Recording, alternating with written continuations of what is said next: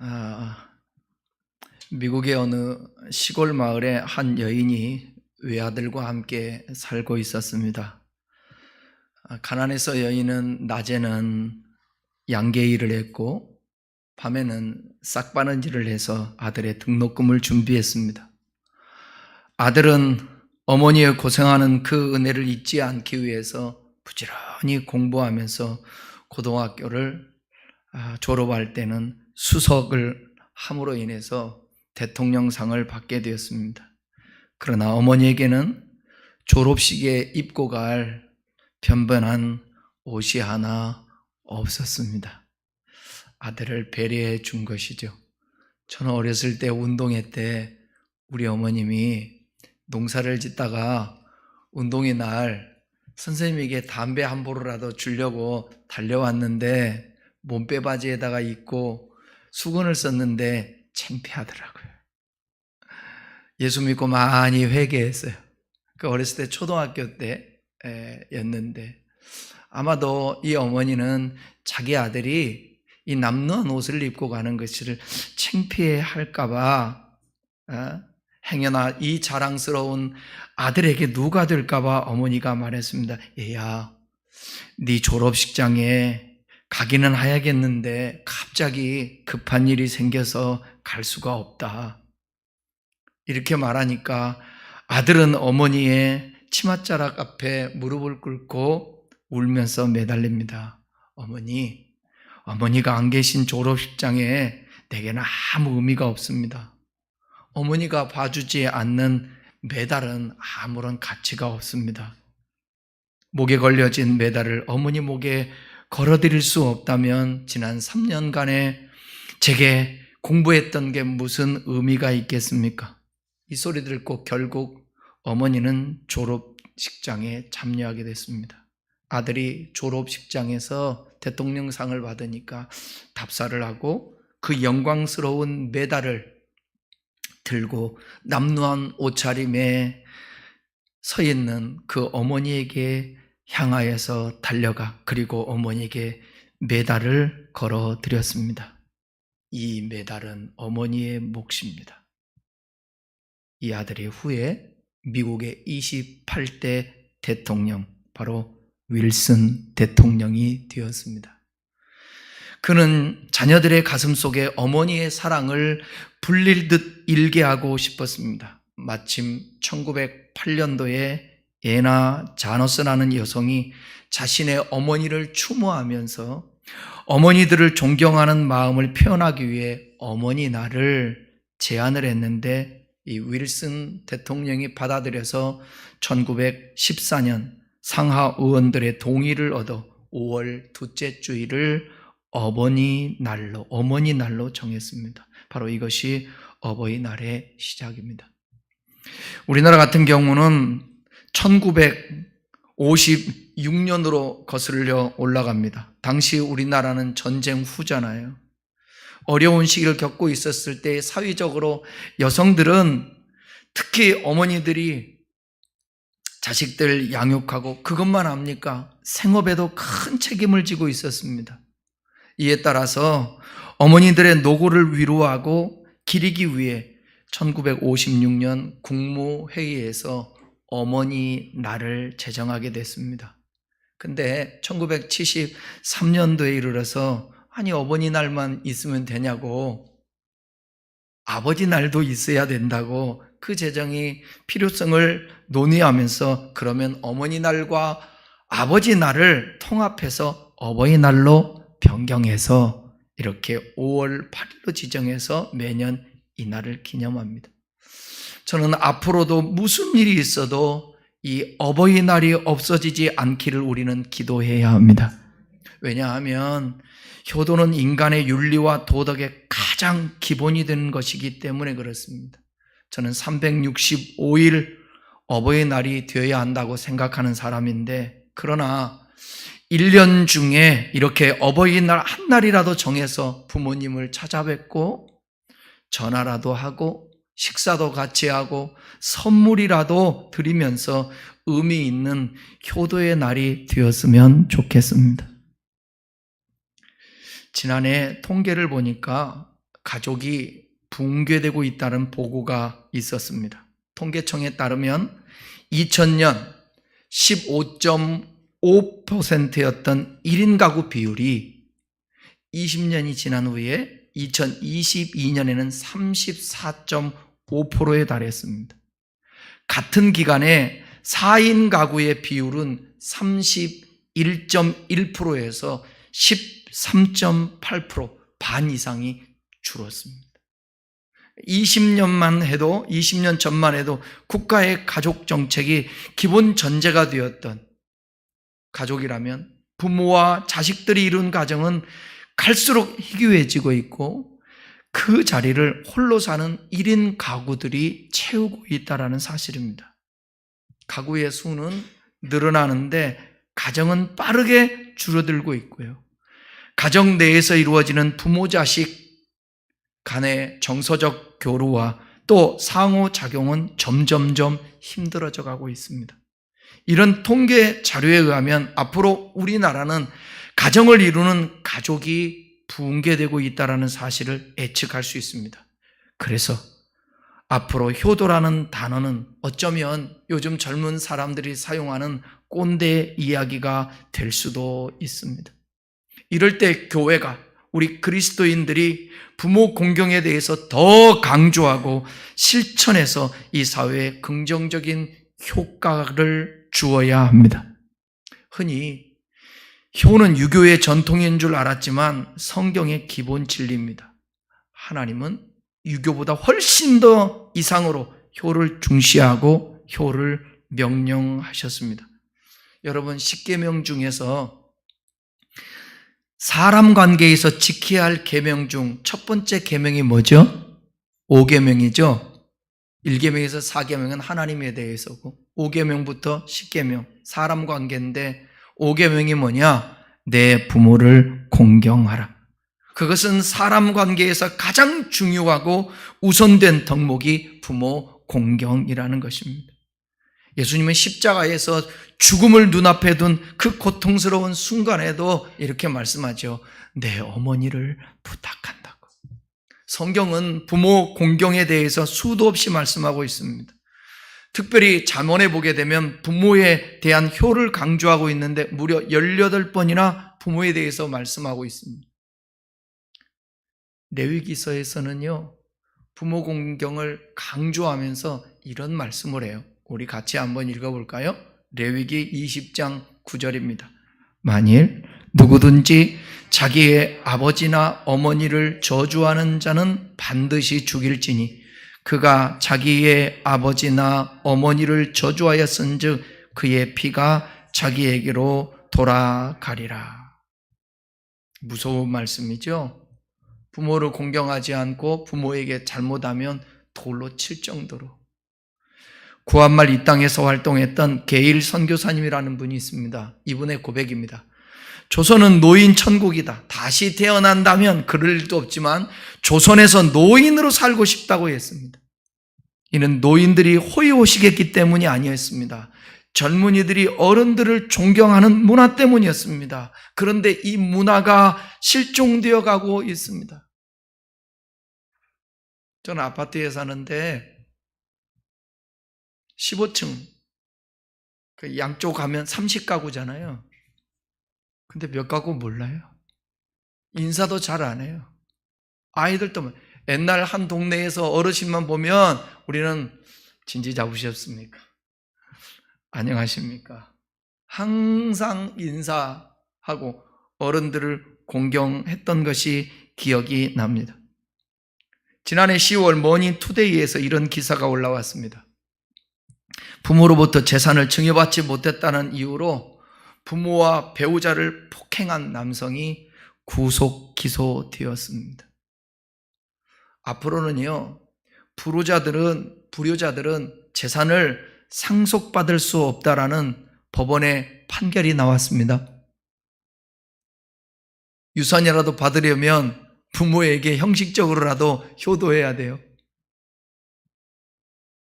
우리는 이런 기사들을 수시로 접하는 시대에 살고 있습니다. 공자의 말을 빌려볼까요?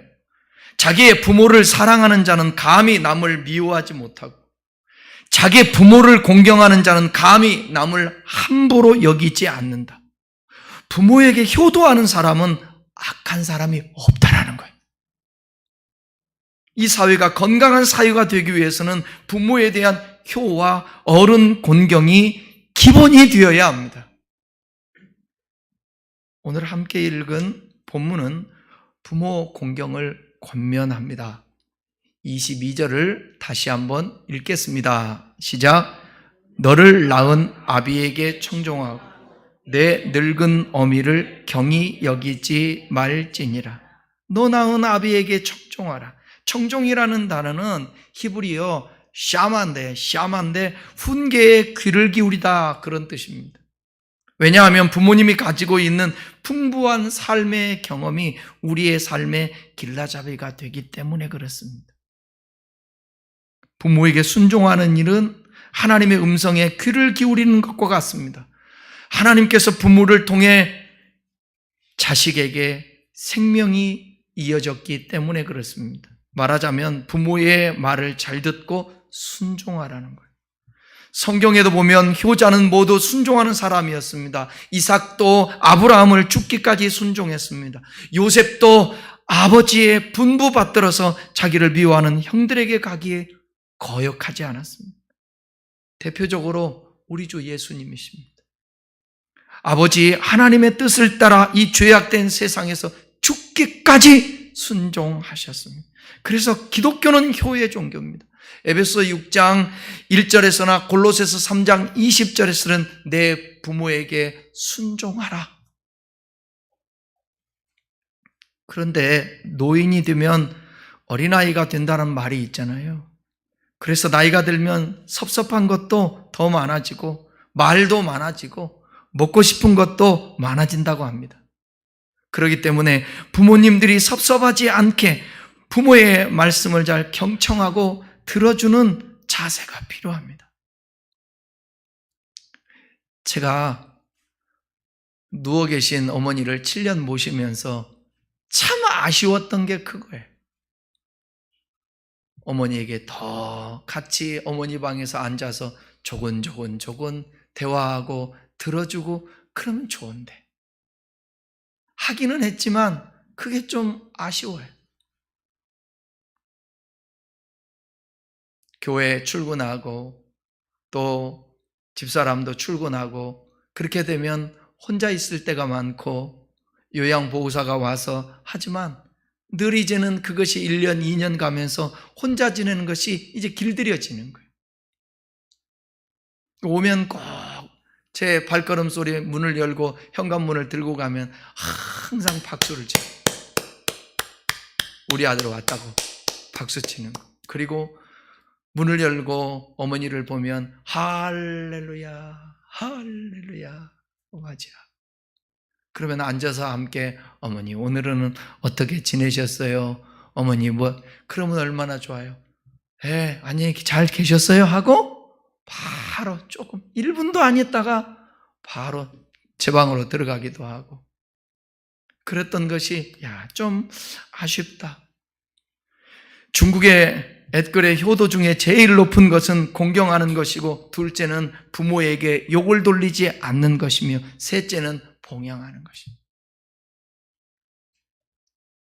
그 다음에 뭐라고 얘기하고 있어요? 내 늙은 어미를 경히 여기지 말라. 늙은 어미를 경히 여기지 말라. 여기 경히 여기다라는 단어는 부즈라는 히브리어인데 가볍게 여기고 업신 여긴다. 힘있고 돈 있을 때는 잘해드리는 것처럼 행동합니다. 그러다가 약해지고 돈 없으면 그만 업신여기는 일이 있습니다. 늙으면 정신이라도 없어지면 업신여깁니다. 폐륜이죠. 부모님께 효도하는 일은 해도 되고 안 해도 되는 것이 그런 선택이 아니에요. 주님은 말씀했어요. 명령이에요. 반드시 해야 되는 거예요. 아멘입니까? 부모가 늙고 시대가 뒤떨어진다고 그런 일이 있어도 업신여기거나 무시하지 말아야 돼요. 부모를 구박하거나 학대하지 말아야 돼요. 우리 다음 세대들 부모님께 많이 함부로 했죠? 죄송해요. 제가 잘못했네.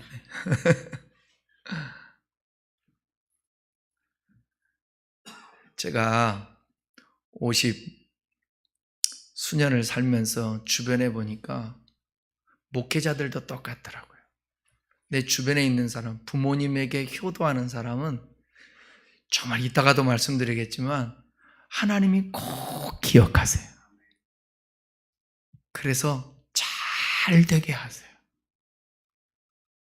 기복을 말하는 것이 아닙니다.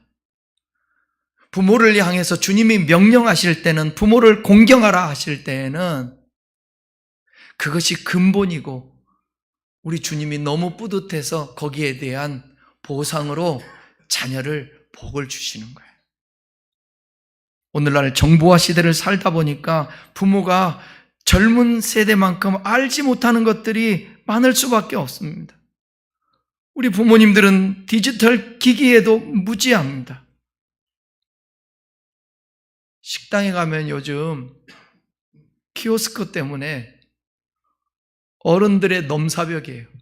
어떻게 넘을 수가 없어요. 저도 처음에 가서 긴장했어요. 처음에 실수하고. 요즘은 테이블에 앉아서 주문도 하죠. 그것도 헷갈리는데 60, 70, 80 먹으신 분들은 앞으로 어떻게 하죠? 다른 길 없어요. 자식이 함께 외식하고 자식이 함께 가서 식사 시켜드리고 대접하고 그러는 거예요. 저는 우리 어머니를 휠체어에다 모시고 기품찬이라는 데 가서 아들이랑 집사람이랑 3시 갔었나? 둘이 간 적, 4시 간 적도 있고 또 집사람이랑 어머니랑 간 적이 있는데 저는 그날을 잊을 수가 없어요. 우리 어머니가 갈비를 뜯는데 콧물을 흘리면서 갈비를 뜯더라고. 갈비탕. 그것도 다 못 드시는데. 야, 잊을 수가 없어요. 그런데 그런 날들이 많았었으면 얼마나 좋을까. 후회가 안 될 텐데 지금은 오늘 날씨 여러분, 저는 오늘 아침에 그런 생각을 했어요. 교회 오면서 1년 365일 중 오늘이 가장 좋은 날씨 같다. 정말 비 온 뒤에 황사도 없고 녹음이 푸르고 이럴 때 어버이 줄이잖아. 오늘 어머니 계시다면 휠체어에다 태워서 공원이라도 갈 텐데 살아생전에는 그게 안 돼요. 돌아가신 후에 생각하는 거예요. 사랑하는 여기 다음 세대 젊은이 여러분들, 부모님들에게 엄마 식사 한번 합시다. 네가 뭔 돈 있다고? 돈 있어. 용돈 모았어. 어디 가서 짜장면을 먹은들, 설렁탕을 먹은들, 그날은 부모로서 최고예요, 최고. 이것은 젊은 부모든 나이 든 부모든 똑같은 거예요. 똑같은 거예요. 비록 때로는 학문이 짧고 시대에 뒤떨어진 것처럼 보이고 볼품없이 뇌세했을지라도 존경해야 할 것은 우리를 낳아주시고 길러주신 부모님이십니다. 저희 어머니는 초등학교도 졸업하지 못했어요. 어떻게 해서 글은 아시고, 그런데도 불구하고 가장 자식을 사랑하고 자식을 위해서 희생하며 그 부모님이 존경의 대상인 거예요. 여러분 좀 안다고 배웠다고 모르는 부모에게, 모르는 어르신들에게 무시하는 태도를 가지면, 업신여기는 태도를 가지면 독수리가 와서 머리를 쪼듯 그런 일들이 벌어집니다. 이 말은 무슨 말이겠어요? 하나님이 축복하지 않겠다는 거예요. 어른을 무시하면 안 된다는 거예요. 어디를 가든지 어른을 섬기려고 하고 어른에게 양보하고 자녀들을 위해 못 먹고 못 입고 허리가 휘고 잔주림이 깊어져도 늘 자녀를 위해 수고하고 기도하시는 그 부모님을 잊어서는 안 돼요. 우리의 오늘은 저절로 된 것이 아닙니다. 그래서 성경은 부모를 공경하라고 말씀하고 있습니다. 25절도 읽어보겠습니다. 25절, 내 부모를 즐겁게 하며 너를 낳은 어미를 기쁘게 하라. 자녀된 우리는 부모님을 즐겁게 해드리고 기쁘게 해드려야 됩니다. 혼자 계신 어르신들이 얼마나 외로웠는지 보여주는 글 하나를 여러분 읽어드릴게요. 언젠가는 저도, 여러분도 아마 이 고백하지 않을까요? 내게도 딱 한 명 친구가 있지. 그게 누구예요? 그림자야. 해가 뜨면 어김없이 찾아오는 내 친구지. 내가 일어나면 일어나고, 내가 누우면 저도 눕고, 그런데 구름 끼고 비 오면 오질 않아. 그래서 난 비 오는 날이 제일 싫어. 친구가 없으니까. 독거노인들이 너무나도 많은 시대예요. 혼자 살아가는 사람들이 너무나도 많은 시대. 어머니, 아버지가 혼자 남아 계시다면 더 자주 전화라도 드리고 찾아뵙고 즐겁게 해드릴 수 있기를 바랍니다. 왜 아멘 안 해요? 어떻게 하는 것이 우리가 부모님을 즐겁게 해드리는 것일까? 오늘 본문에서는 이렇게 말해요. 24절 읽어볼까요? 의인의 아비는 크게 즐거울 것이요 지혜로운 자식을 낳은 자는 그로 말미암아 즐거울 것이니라. 첫 번째는 우리가 의인으로 살아야 된다는 것입니다. 의인의 아비는 크게 즐거울 것이다. 여기서 의인이란 하나님의 뜻을 따라서 올바르게 진실한 마음으로 살아가는 사람을 의미합니다. 자녀들이 아무리 용돈을 많이 주고 잘해주어도 예수 믿지 않는다면 부모님들의 마음은 즐겁지가 않아요. 예수를 잘 믿고 신앙생활을 잘할 때 더 기뻐하는 거예요. 어른들 맞죠? 또 예수님을 믿어도 제대로 믿지 않으면 그 또한 부모의 마음이 아픈 것입니다. 하지만 하나님의 말씀을 늘 순종하고 하나님의 뜻을 먼저 구하면 그렇게 살아가는 자녀를 보면 부모의 마음은 너무나도 즐겁고 기쁜 거예요. 두 번째는 뭐냐? 지혜로운 자녀가 되어야 된다는 것입니다. 지혜로운 자식을 낳은 자는 그로 말미암아 즐거움을 얻는다. 잠언 15장 10절 한번 읽어보겠습니다.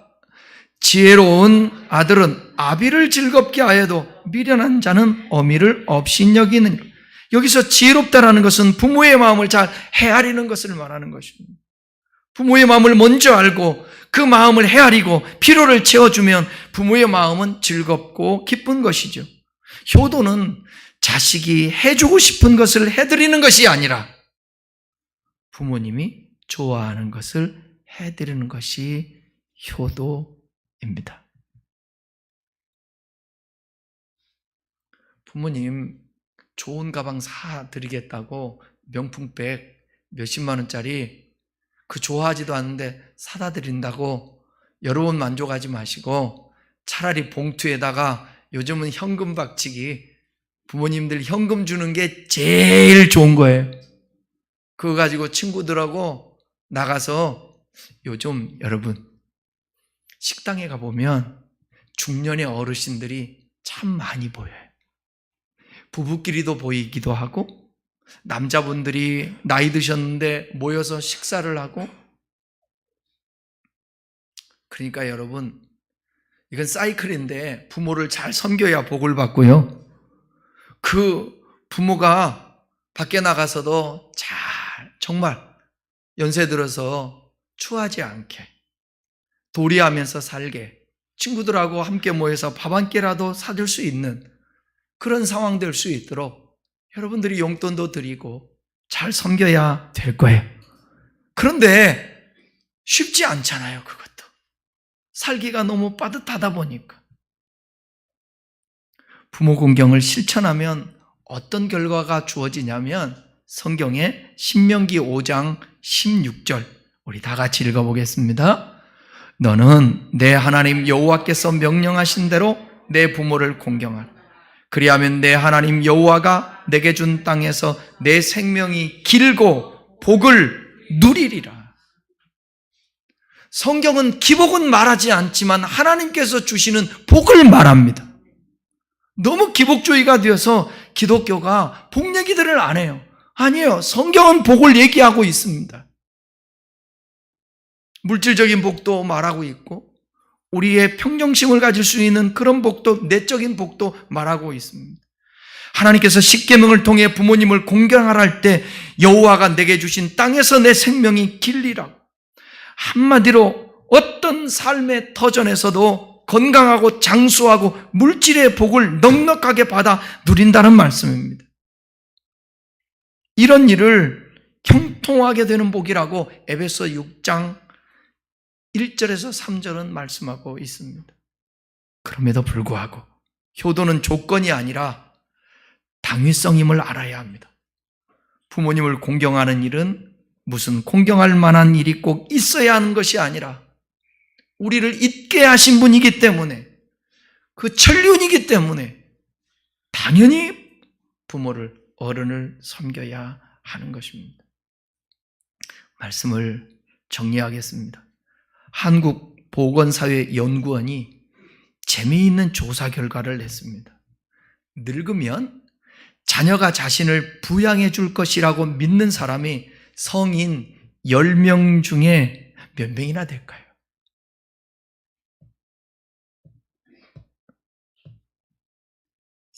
충격적인 조사입니다. 아마 여기도 그럴 거예요. 나는 나이 들어서 자식에게 신세 안 질 거야. 무려 10명 중에 1명밖에 내 자식이 나를 부양해 줄 것이라고 믿는 사람이 10명 중 1명밖에 되지 않는다. 자신의 노후는 자신이 책임져야 한다고 생각한다는 거예요. 그런데 문제는 뭐냐면, 그러니까 노인들의 우울증이 많이 생기고 걱정 염려가 많은 거예요. 그런데 자녀들 뒤치다꺼리 해주느라고 돈이 없어요.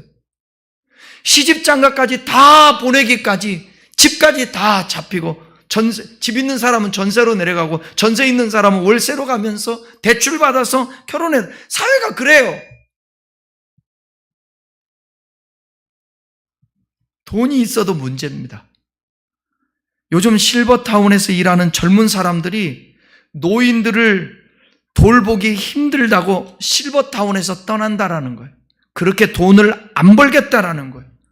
앞으로 요양병원이든 요양원은 실버타운 들어가는 사람들은 많아질 텐데 노인을 케어하면서 돈 버는 일은 않겠다라는 거예요. 실제 여러분 지금도 우리 교우들도 요양병원에서 지금 그 간호사 하시는 분도 여러분 계시잖아요. 요양병원에 간병하는 사람들 대부분이 어느 나라 사람들이에요? 중국 사람? 조선족이에요. 우리나라 사람들 찾아보기가 힘들어요.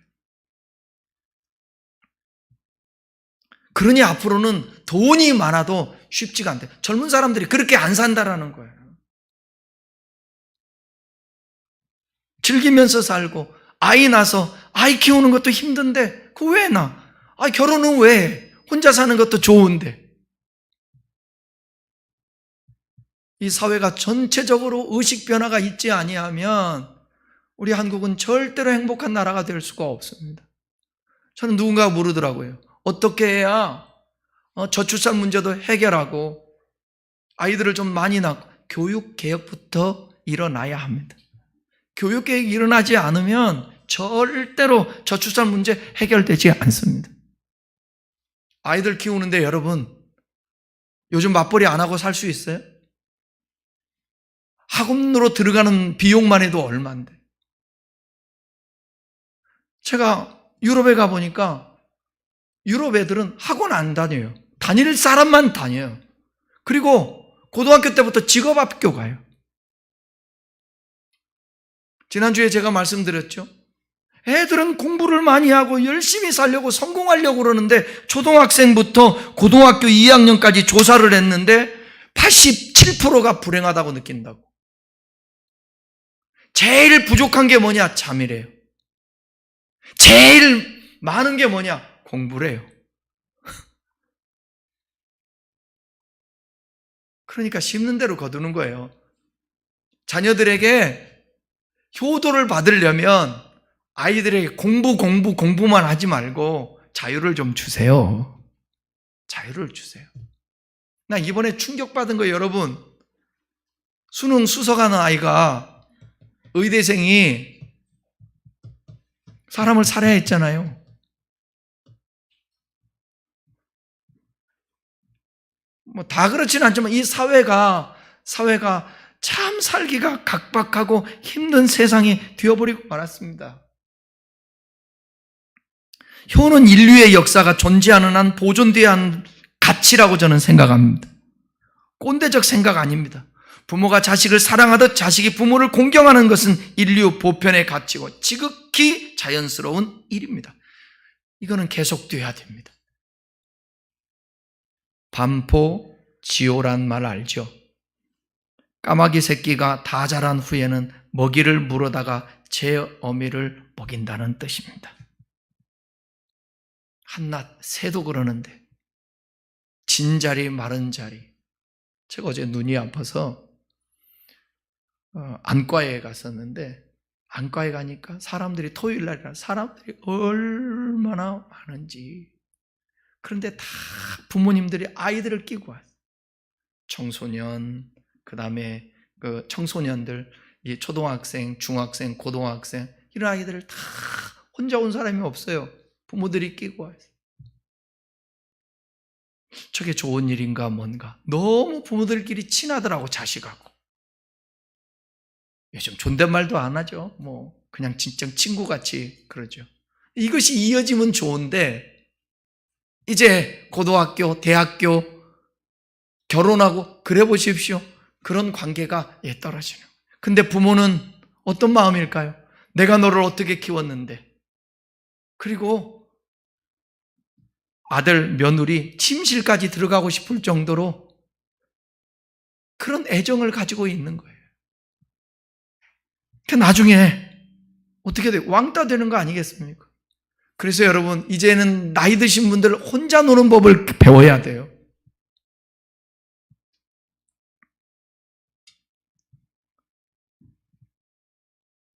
오늘 우리 시대는 효자 노릇하는 것이 쉽지 않는 시대인 것이 사실입니다. 먹고 살기 위해서 동분서주해야 하고 자식들의 대학 교육을 위해서 허리가 휠 정도입니다.